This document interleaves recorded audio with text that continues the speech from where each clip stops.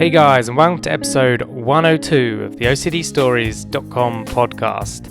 Now in this episode I chat with Elka. I know Elka because she's been a Patreon of the OCD Stories podcast and website for I think about 18 months now.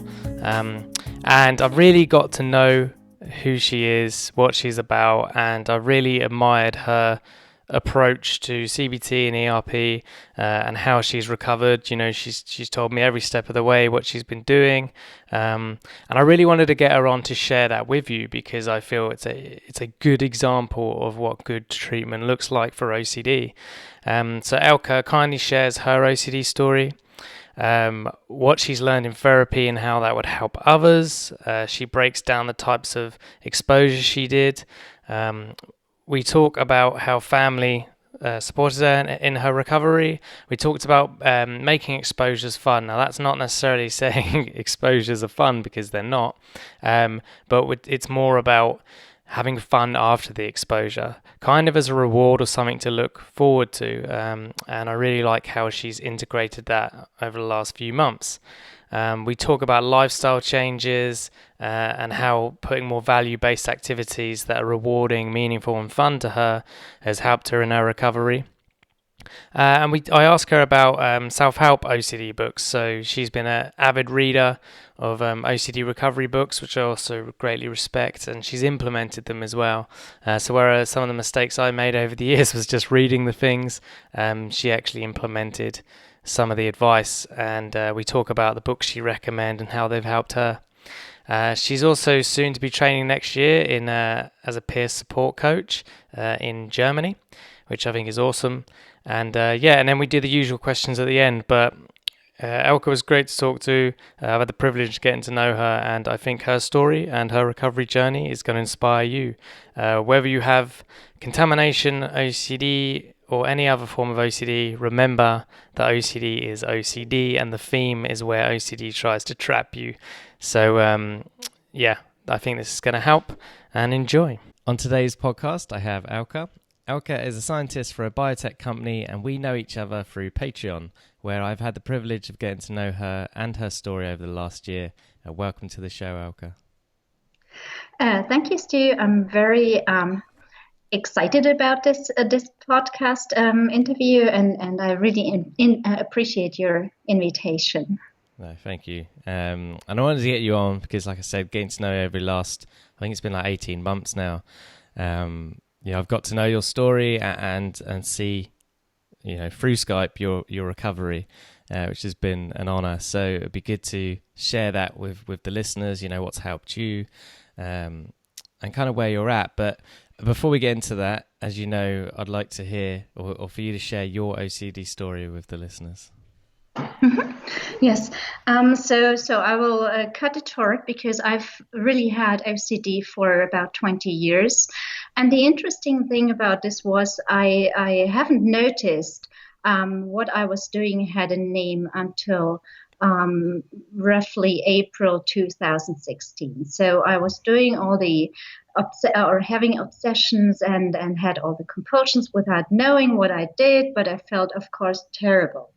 It probably started when I got my first child, when I was aged around 30. And then it started very discreetly with fear of blood, first HIV or hepatitis C related. And then it jumped to bovine spongiform encephalopathy, all kinds of tapeworms. And then the asbestos story came, radon gas, radiation, toxic compounds, medicines. So it was probably related to my scientific background that I had all the knowledge that I could give to my OCD to feed on, and it used it. And the problematic fact for me about this was that what I was fearing to happen in the future was not within 2 weeks of time, but probably in about 20 years, I would, or someone else would develop cancer and then apparently die. So it was, and this is why also what made my OCD for myself special, I could never use a disinfectant to kill off the germs. So I never used a disinfectant, which was good because a lot of people whom I know with contamination OCD use lots of disinfectants and they destroy their skin. Yeah.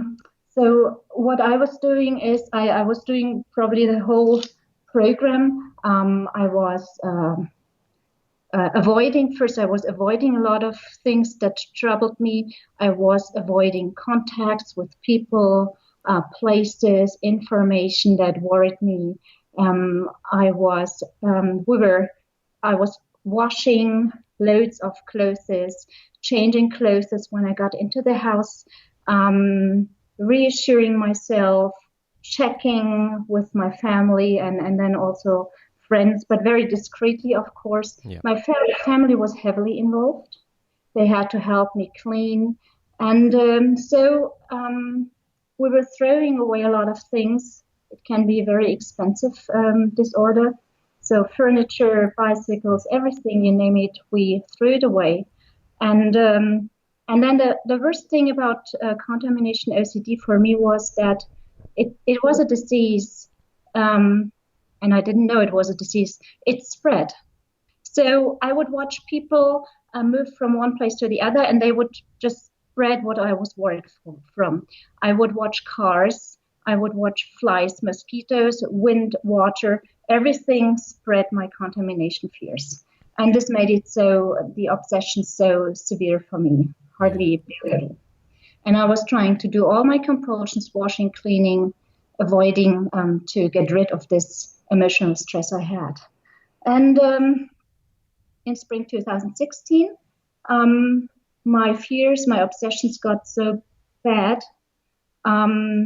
that I functioned well during the daytime. I could go to work. This was amazing because one thing about my OCD, and probably it's not specific for myself, I could postpone my compulsions. So I had obsessions all day.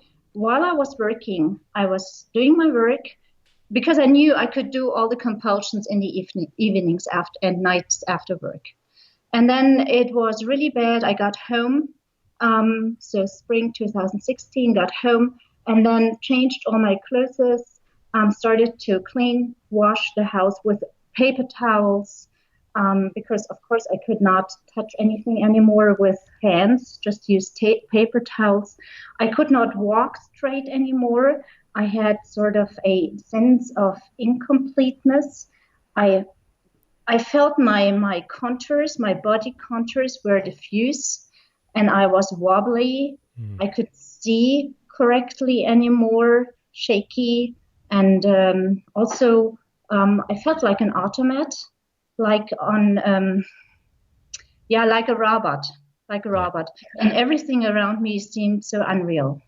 So, and this was when I decided, together with my husband, after showering each night for 4 hours and cleaning the house, that we could not continue to live like this. And I thought this is a burnout from stress, and I'm a little anxious. And maybe I mention at this point of time that 10 years ago, in 2006, I approached a psychiatrist because I had this HIV or blood-related fears, and I thought I need a physician to understand that I'm scared of blood. And she did not diagnose me with OCD. She told me I'm a little anxious, and my husband somehow had read about exposure therapy, and I was mentioning this to her, and she said, they don't do it anymore.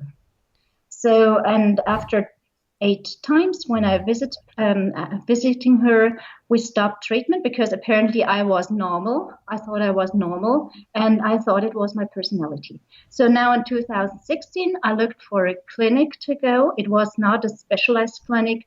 I just looked for something that did not look like a psychiatric clinic because I was scared of it. And there I got diagnosed with OCD.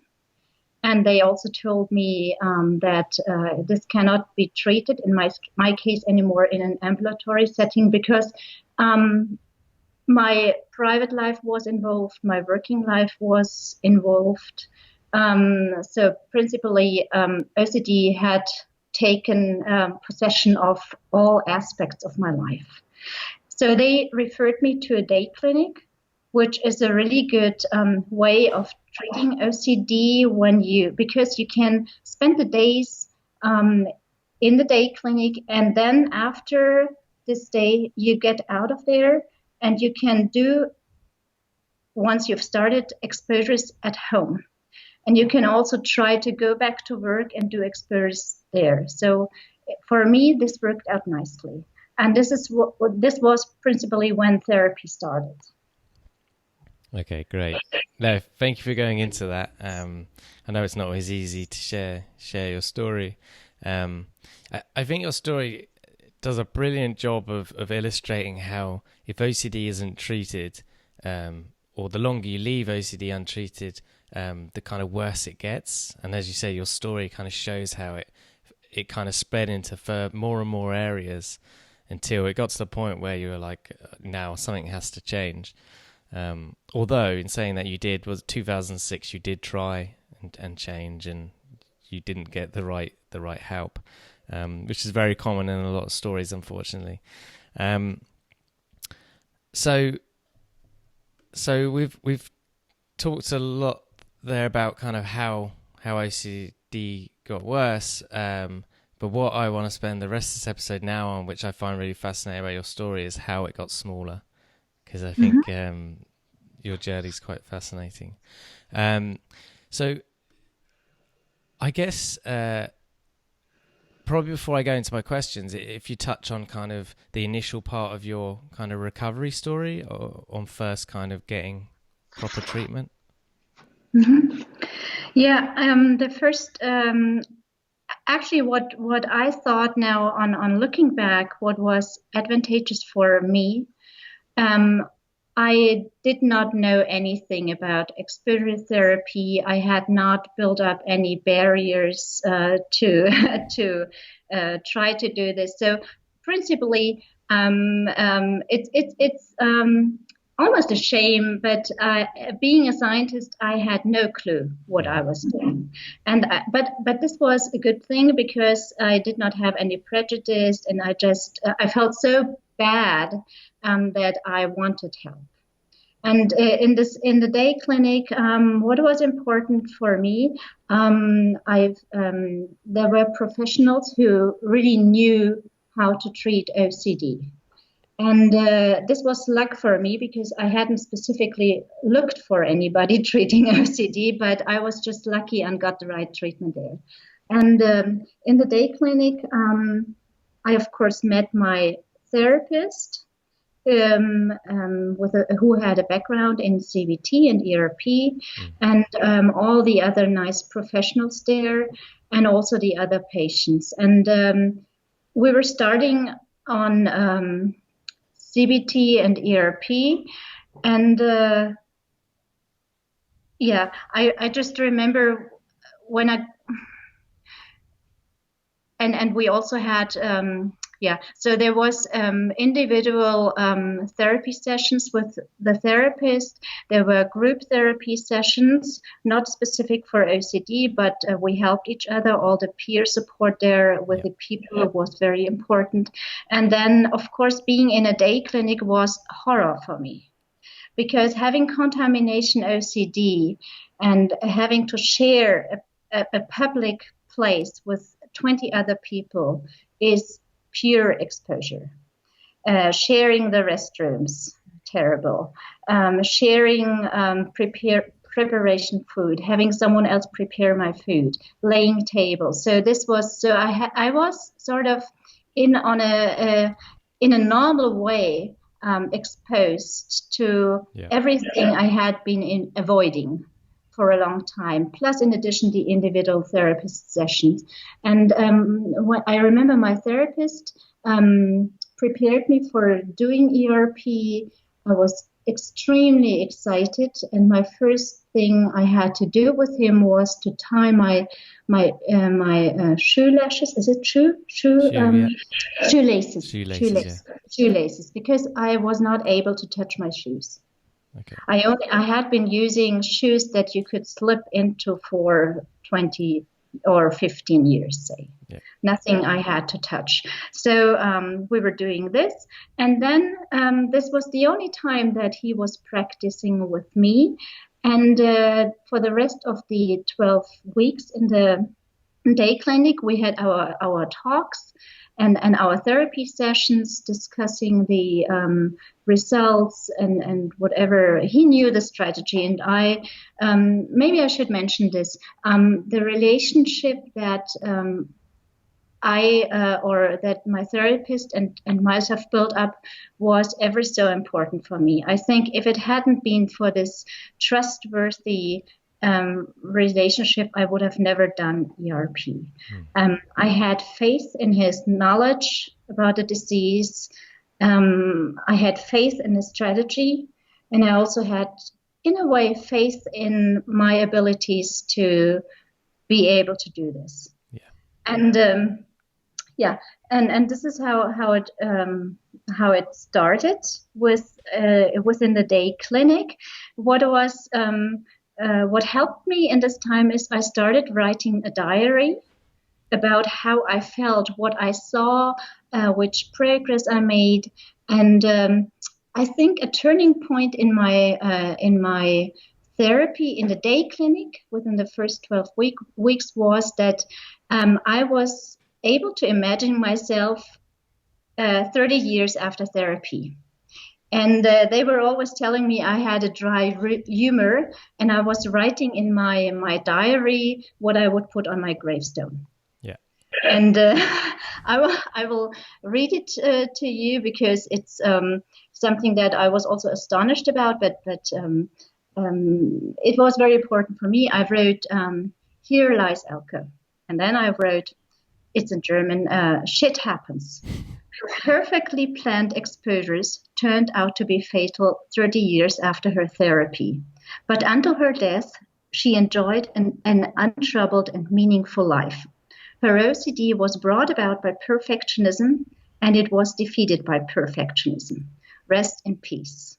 Nice. And I handed in my memoirs, my weekly memoirs, to my to the professionals in the day clinic, and I think they were kind of interested to really read what I saw and experienced during the days there, and yes, and after the day at the day clinic, I went home and did exposures, and maybe we can go a little more into details afterwards, because I found a few techniques that were really helpful, and I have to really state here and hand on also a big thank you to you, Stu, because the OCD stories had a major impact on my recovery, including all the nice podcasts where I really learned a lot.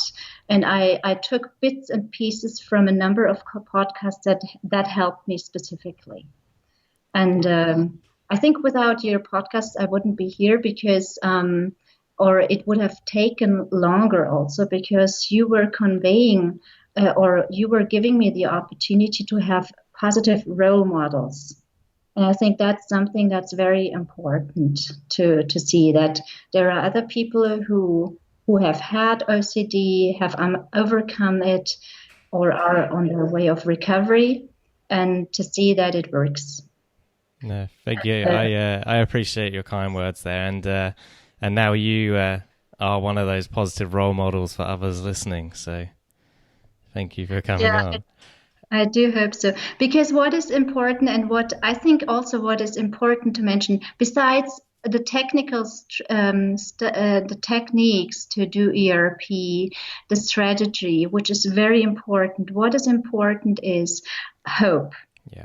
That first of all, when starting ERP, it is so important to have someone who believes in you, So my professionals believed in me. I could feel they believed in me. They gave me so much hope. And then I was so exhausted, and then I also built up hope myself, and I built up the desire to get better. And we were looking into goals, what I could do instead of OCD. Okay. Because OCD was taking a lot of my life. I was apparently very efficient because I could manage until to the very end, until it did not work anymore. And I had extreme or severe to extreme OCD. So somehow I managed. So and I decided to now use the strength I was giving my OCD to fight OCD and look for how I can reach my goals in life. Yeah. No, that's really. Yeah. Sorry. No, sorry. Go on. No. And of course it was everything with the help of my therapist who guided me through this, because I would not have known how to do this, of course. Yeah, absolutely. And I think you raised a good point there about, you did, as your therapist said, such a good job of coping with all these compulsions you had to do and still managing to work in what must be a demanding career and obviously keep a family life going. And so now that, OCD is shrinking for you, I think it's testament to show that, I guess going back to the whole idea of silver linings, I know some people hate that idea, but, through OCD or any kind of mental condition, if you're managing to continue, when you then eventually remove that kind of diagnosis, so to speak, you're now able to cope with so much more than the average person will be, because they've never had to push themselves or develop or cope with those types of stress or multiple things at once. So yeah, it's kind of like when you remove the diagnosis, you have built up that muscle now that's going to help you in life. But I wanted to touch on goals. You said there. I guess how did you work with a therapist to come up with goals, and what type of direction did he give you? It was interesting. I don't even know how it started, but of course we had several discussions, or until now we have several discussions on goals, on short-term goals, medium-term goals, and of course long-term goals. Yeah. And I went through all these stages. I started off with I think what I have to mention up front is when I was in the stay clinic, I considered being there as the chance of my life. I don't know. Everybody was so nice, and I was heard. Someone finally listened to me and noticed that I had been suffering, and I thought this is the chance of my life, and somehow I started getting this idea. I want to turn this into something good. Yeah. And I had no plan how this could be, so I was writing down my experiences with therapy, more about therapy than looking back. And I think you once mentioned in one of your podcasts that OCD made me to the person I am now. And instead of looking back and thinking, oh, how terrible, how could this happen to me? And of course I had the thoughts. It's good to say what good did or what was good that OCD gave me. Of course, nobody would choose to have OCD if asked. But since I had it, I wanted to make something good out of it. So I'm not quite sure what you were asking again. It was about goals, kind of how your therapist. Oh, the goals. Yeah. Okay, the goals. So I wanted to turn this into something good, and then in the beginning, I think it was more my short-term goals were, I think, understandably, to get rid of symptoms. because when you hardly know how to move and how to flush a toilet and wash your hands correctly, I had no idea how to behave in a normal way. So I think this was my immediate goal, to normalize my behavior together with my therapist. And I was really coping other people in the day clinic. I had no idea how to touch a doorknob. So I was looking at people, what they did, where they put their feet, what they put on the ground, and so on. And it was a very hard, cumbersome process. And also my therapist showed me again and again what normal behavior is, because I had lost any idea of normal behavior. I was avoiding and avoiding and avoiding. And so this was my short-term goal, getting rid of symptoms. And of course, for this, I had to do OCD. I had to do ERP. and then medium-term goals developed. I think the second thing that appeared was, and I had been listening to a number of your podcasts by then, and I put down the ones that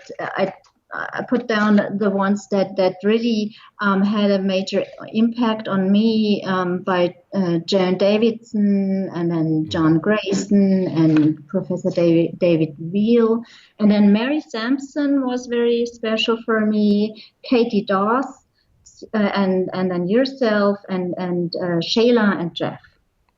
Yeah. And they had all, or the people with OCD in these podcasts, they were not all affected. They had turned their OCD into something positive. And it appeared to me that I wanted to share my experiences. This was a medium-term goal, medium-long-term goal. And then somehow I got the idea, or I heard about peer support. And this idea sounded so fascinating for me. And I hadn't heard about all the programs and trainings that I could do, but I had it as a medium-term goal.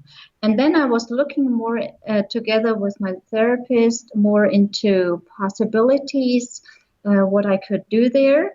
And I found something that is called X-In in the German-speaking world, and it's called Experience Involvement. That's a training, and I think it is a peer support training that is also done in the UK or in the Netherlands or Denmark. And I applied for a training there, and I also applied for recovery training, which I'm doing now. And I will start the X-In training in February 2018, and I'm very excited about this. Great. Yeah, and then I would like to or spend part of my free time helping other people with OCD to overcome their fear of starting therapy, and maybe also helping in performing ERP, preferably together with therapists, with professional therapists. Yeah. And this is all not very concrete now, but these are my dreams, my goals. And then a very, very far goal, which I cannot influence personally too well. Of course, I had thoughts that I had lost a lot of very nice experiences during the past 20 years, because my children are just grown up now. They're in their 20s, and they have never had a mom without OCD.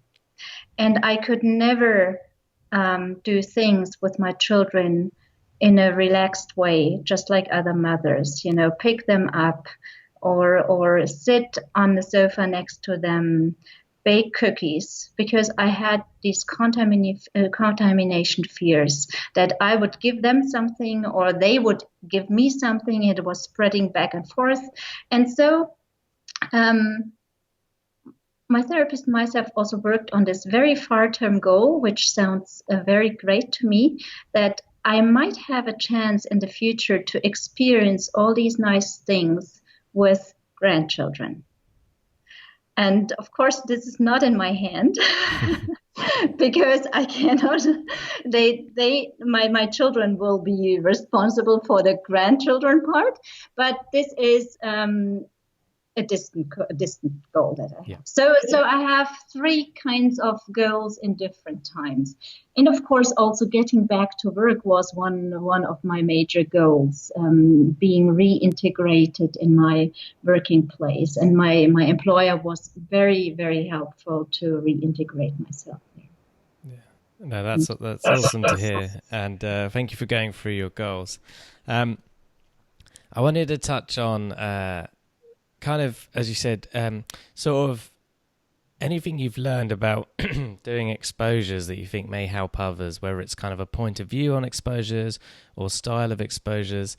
And I know you talked to me the other month about, I can't remember the word you used, but basically it was making exposures fun.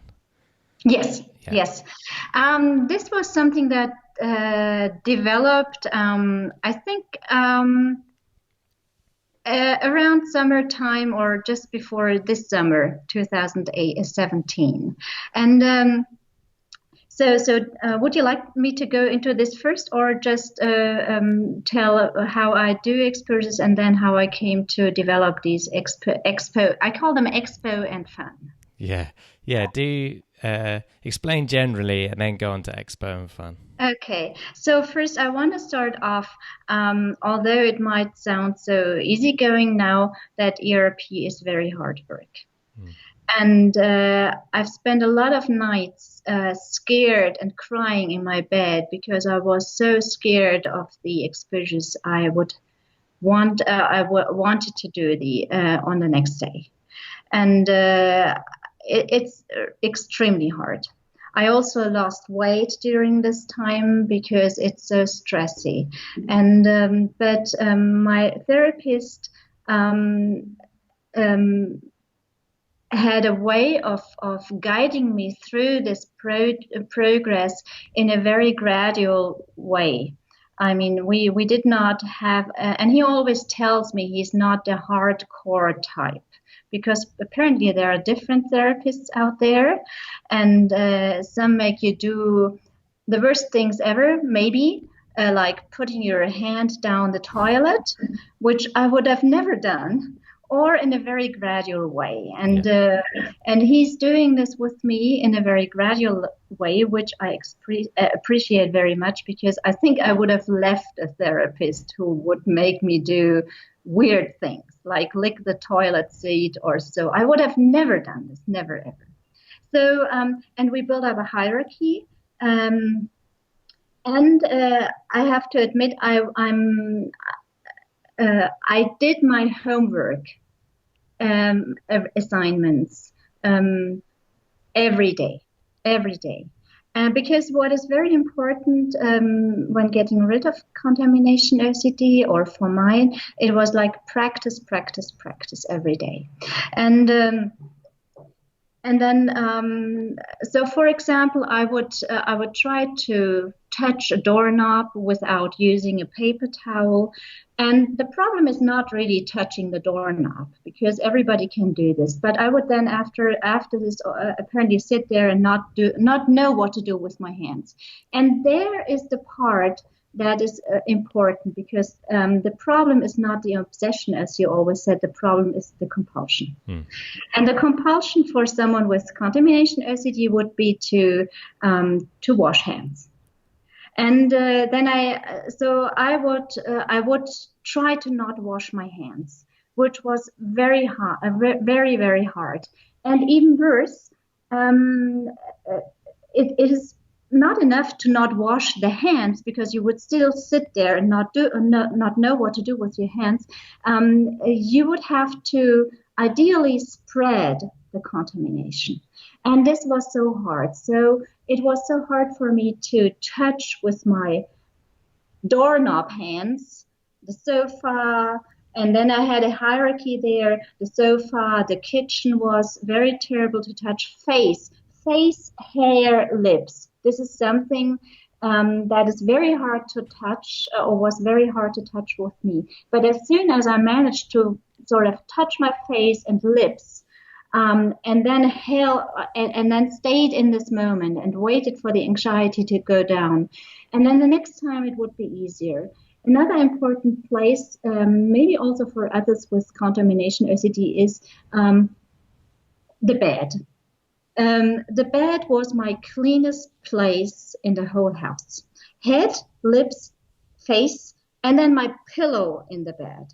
So the goal was always to get these dirty and to mix between up and down, in and out, dirty and clean, and not have any barriers anymore, because my OCD tried to give me new restrictions every time, like, okay, now you can do this, but then you mustn't do this anymore, or so. So the goal was to really mix and mingle wherever positive. And I would like to state two things, or two podcasts here that really helped me a lot. Katie Dawes, she also had nice YouTube videos where she showed how to spread contamination. Or Dr. Jonathan Grayson, he was showing this, although he was picking up things from the floor that was unbelievable for me. I could have never done this in the beginning, and I was fascinated how he picked up things from the floor and then ate them, And I thought, oh my God, what is he doing? But this is how it works. So spread, mingle, mix. This is the part of the ERP that is very important. And then also another thing that is important is if you do a compulsion during ERP, you can always undo it. Like, for example, if I used, for example, the bathroom, washed my hands, and then going out of the bathroom, I did not want to touch the doorknobs anymore. I went out, and then suddenly it appeared to me, oh, I should have touched this doorknob to make ERP more efficient. You can always go back and then touch the doorknob. So you can undo not doing the ERP correctly in most of the cases, or still touch your lips and so on. And so you can re-expose yourself. And then at the beginning, I never thought a lot about other things than doing ERP while doing ERP. And my therapist was very helpful here also, because I had a phase where I tried to do ERP very automatically. I found a way of spacing out during ERP, which of course would not cause me any anxiety anymore. And so we were discussing this, that the trick is really to experience the anxiety and not space out. And this was something that I had to learn, to really sit in the anxiety and wait, because it felt like needles and pins for me when I sat in an anxiety. I had a strange sensation, which eventually went down, and as soon as I managed to wait for this point, it got better. And I started with tying shoelaces and then using public restrooms. And what also helped me was that I think Shayla and Jeff and some other people also mentioned this, is that it is very important to do the opposite of what OCD wants you to do. And I think at some point during ERP, you get the feeling of if there is a strong thought that you should probably now avoid going there, you should wait for a second and say, okay, someone or something wants me to avoid this, but now I'm doing it anyway. So do the opposite of what the OCD tells you. And I think it's a matter of getting into it. And it did not occur to me to do this after a few months into therapy. So so this was and I think I remember Shayla and Jeff always saying, make your OCD cry. Yeah. And this is actually really the trick, except for I was never doing extreme things because with my therapist we wanted to normalize and maybe go a little beyond, like spreading contamination, something that he used to call rest risk.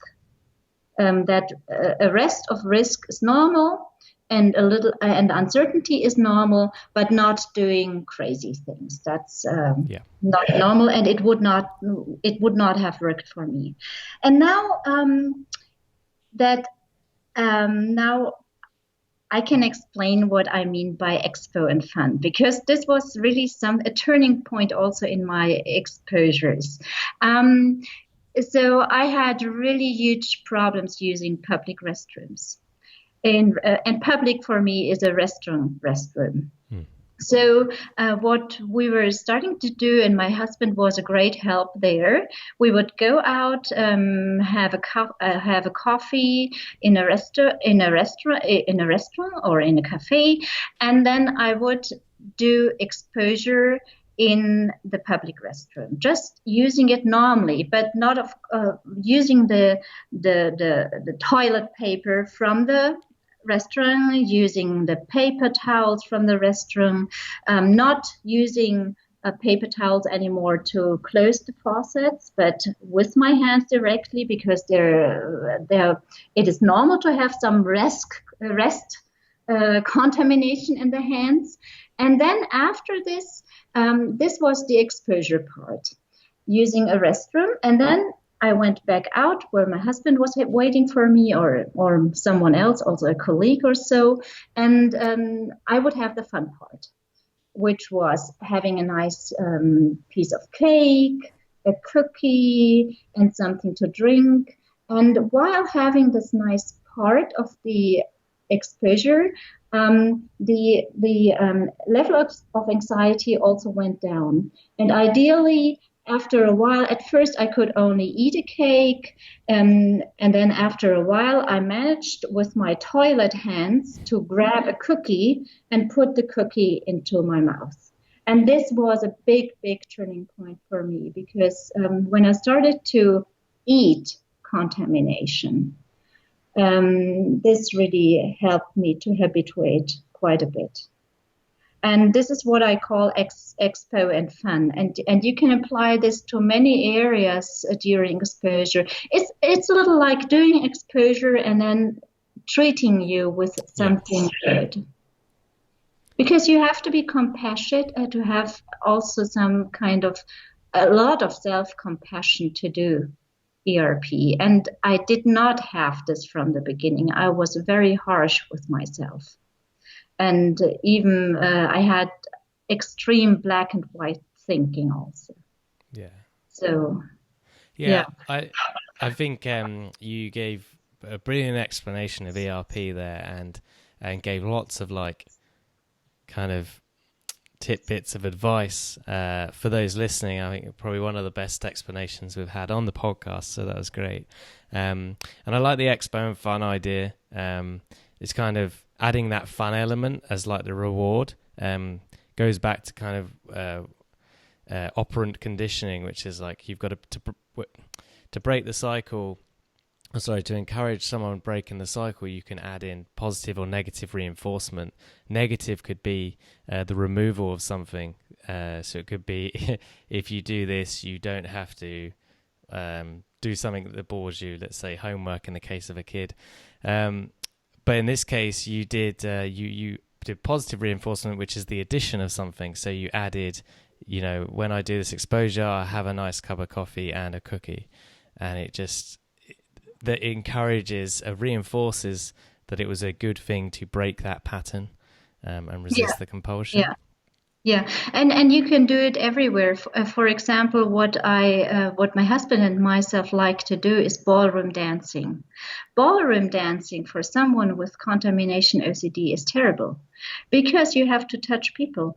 And and my husband was one thing, but then you also switch partners or you get to dance with a dancing instructor and so on. And he before this he had sort of picked something up from the floor, which of course I had noticed because I was noticing all of these things, but for example, ballroom dancing is also an expo and fun because you get to go there, you have fun with the music, with the dancing, and in addition to this, you expose yourself with getting into contact with people. And I think this ballroom dancing probably also helped me throughout my therapy because you also what was important for me, and maybe I may talk a little about this. What was important for me to carry me to the point where I'm now, and I'm not done with ERP. I'm still into ERP. Was Of course, the hope, the desire to get better, having my therapist with a lot of empathy and a good strategy to do this, to build up a support group.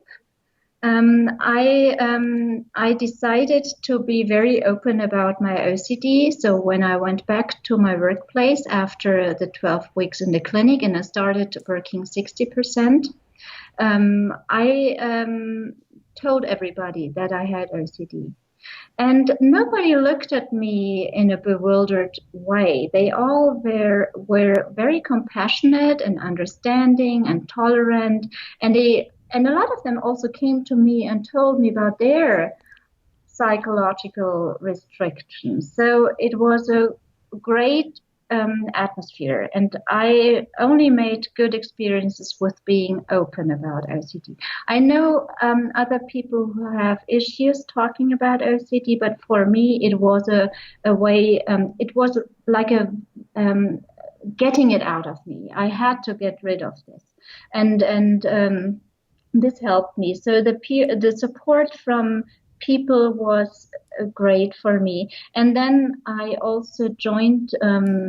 I joined the OCD Stories as a Patreon. Then I joined other societies. I joined the Swiss Society of OCD and the German Society of OCD, and I started to go to a psychoanalytical group therapy, which was a lot of fun. Not people there do not usually have OCD, but all kinds of other things. But the way of recovery is something that is special about each and every individual, but you can also share a lot of things on your way of recovery because the resources that work for one person might also work for other people. So being in a group setting has helped me a lot. There is something that we call trialogue in the German-speaking country. I don't know whether this is something that you also have in the UK.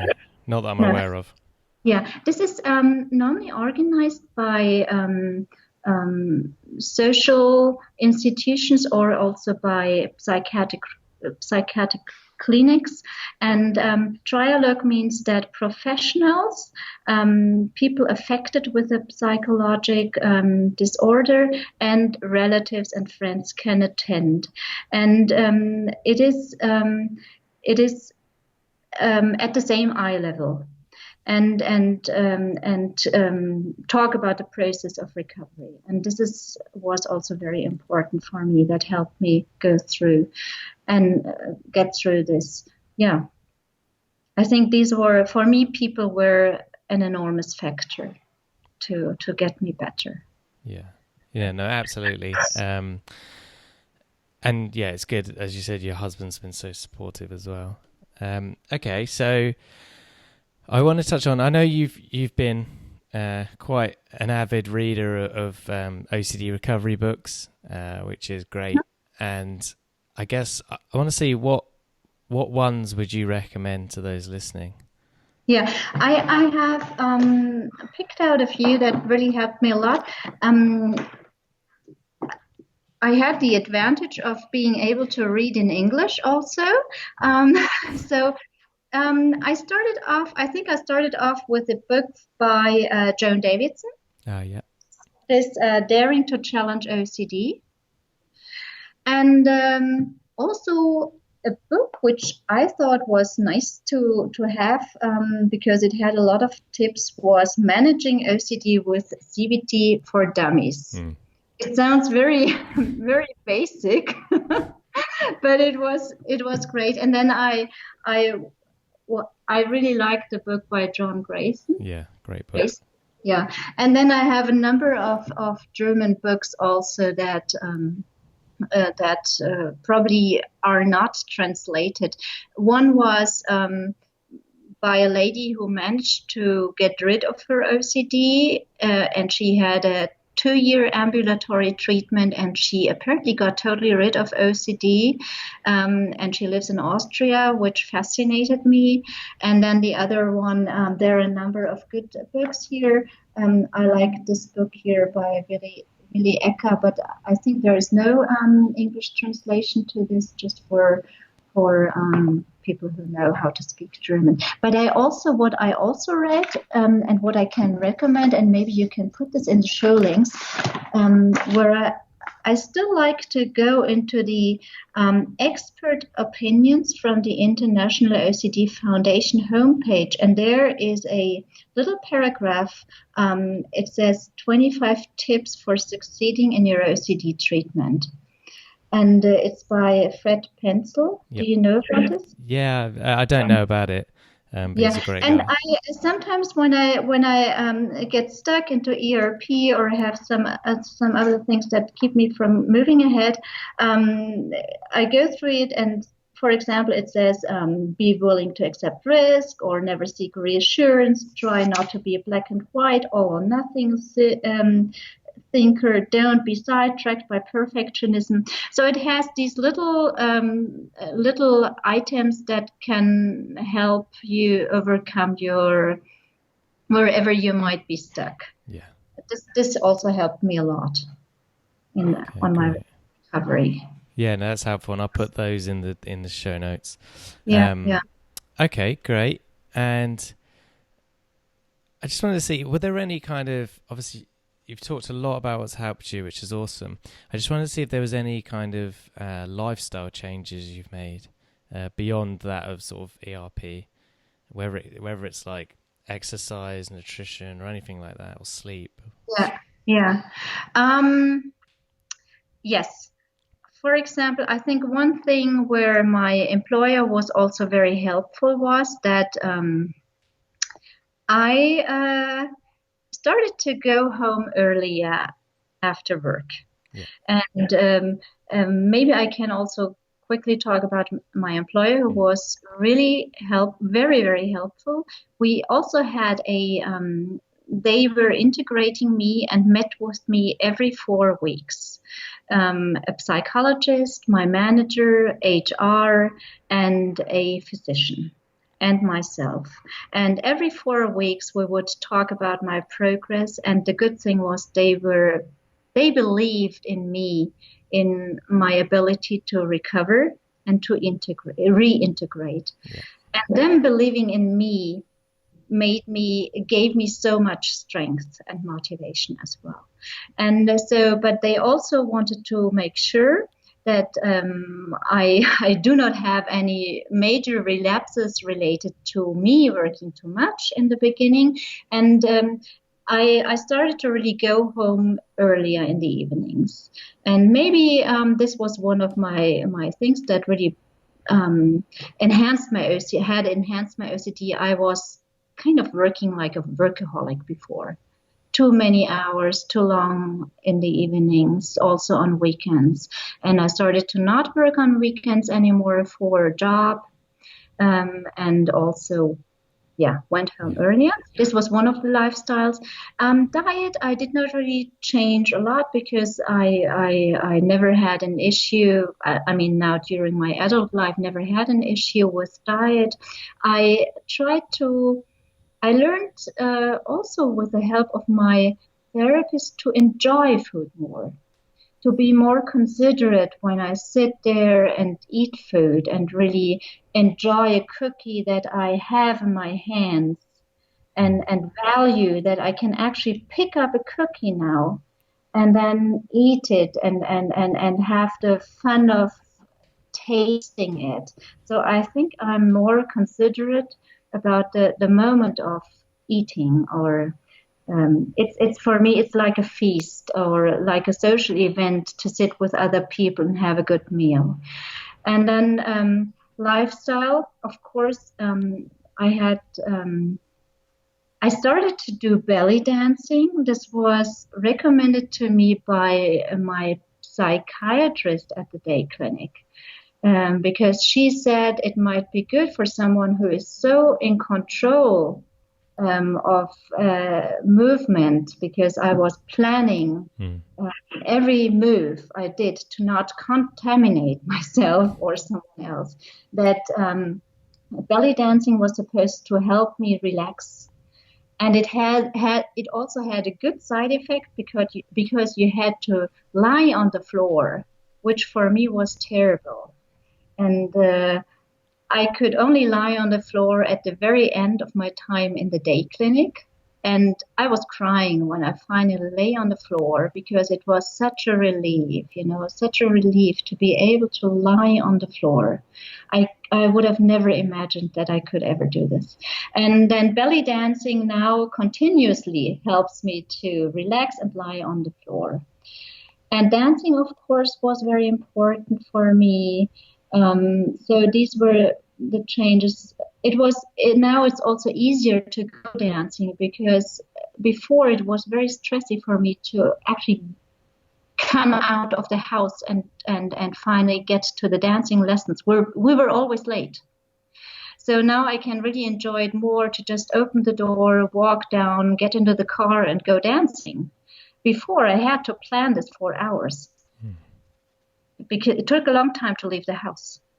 And sometimes we didn't even make it to go to the dancing lessons, because I just didn't manage to get out of the house, or didn't want to take the risk of going out because I had to wash so much before getting into the house again.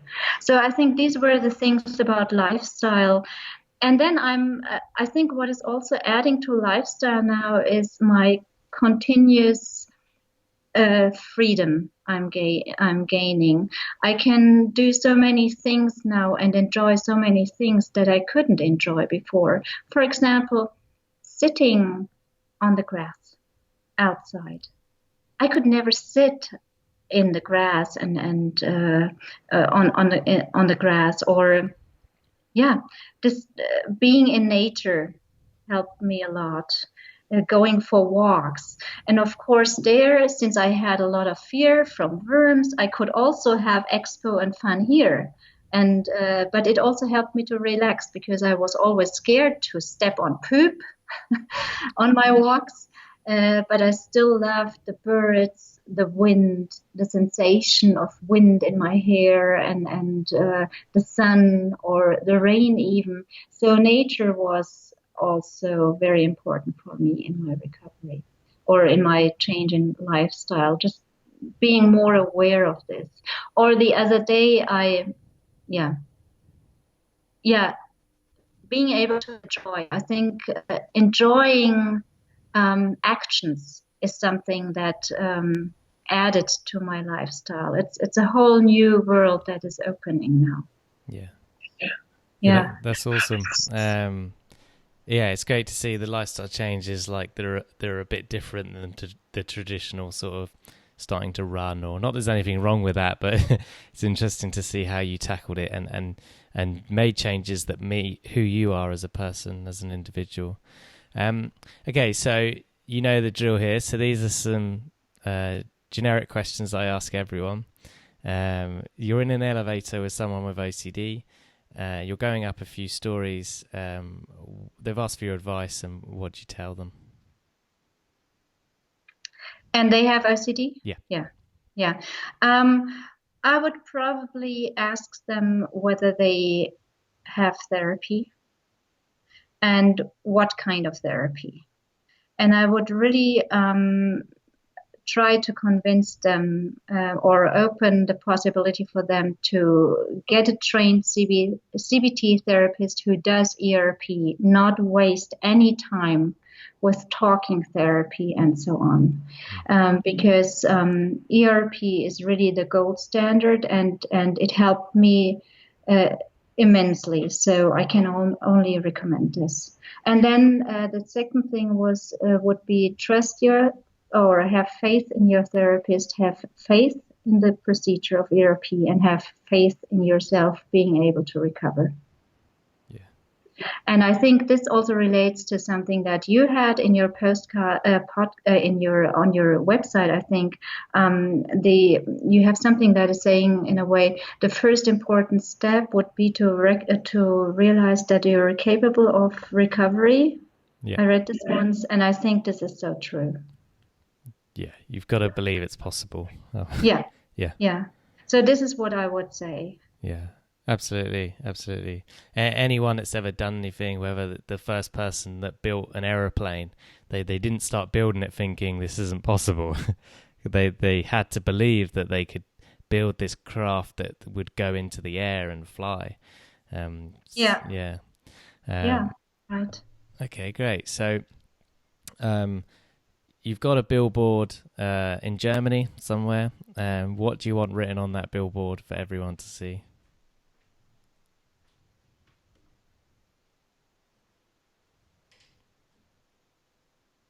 Maybe life is too short to worry. Yeah. Because I've worried so much in my life, and it takes so much energy, and then also spend your time. No, how can I say this? Probably live according to your values. I think this is important. That also drives a lot. Gives you a lot of strength. Live according to your values. Yeah, and not your worries. Not your worries. Yeah. Cool. Yeah, love it. And then, so it used to be the amazing life question, but it's now the meaningful life question. What advice do you have for those who want to live a meaningful life? Wouldn't this be also living according to your values and having a perspective? And for me, it's sort of similar. It mingles. Yeah, it is. Yeah. Yeah, it's an amazing life, and for me also social contacts are very important. So I wouldn't want to live alone, and yeah. Yeah. Okay, great. Yeah, and then lastly, is there anything that you want to share that I haven't asked you? Yes, there's one more thing, because what I was wondering, because it's not really in the textbooks. I wanted to mention that being in a state of transformation is very hard also, because at the moment there are so many things in my head that are going on, and my therapist and myself, we also always talk about this being the state of transformation, and going to the end of ERP in the state of transformation is very hard, because transformation means change, and change for people who do not love uncertainty is very hard to endure. Yeah. And I've missed this in the textbooks, but I think from people who know who have OCD and who are in the process of recovering, doing ERP, they probably can relate to this state of transformation and this uncertainty of not knowing, will it work or not, and so I think what's important to be persistent and to again believe in that everything will just turn out fine. Yeah. And endure this state of transformation, make the best out of it, and go for your values, live according to your values while doing ERP, while going about your job, while meeting with friends. Yeah, really good point. And yeah, great way to end. I think that's good advice. And you're right, it's not something that gets touched on much, but it's obviously an important aspect because it's such a key part of recovery. Yeah. Cool. Well, yeah, thank you for your time, Elka. You've shared so much valuable information. I know the listeners are going to appreciate it, and I do too. So thank you. Thank you, Stu, for having me here. And I'm very honored because I really love your podcasts and your show. So I hope you enjoyed my chat with Elka and learned a lot. I certainly enjoyed having the conversation with her. And as always, here's a disclaimer. This podcast is not therapy, nor should it be. Please seek treatment from a trained professional. Have a good week, and I'll speak to you soon.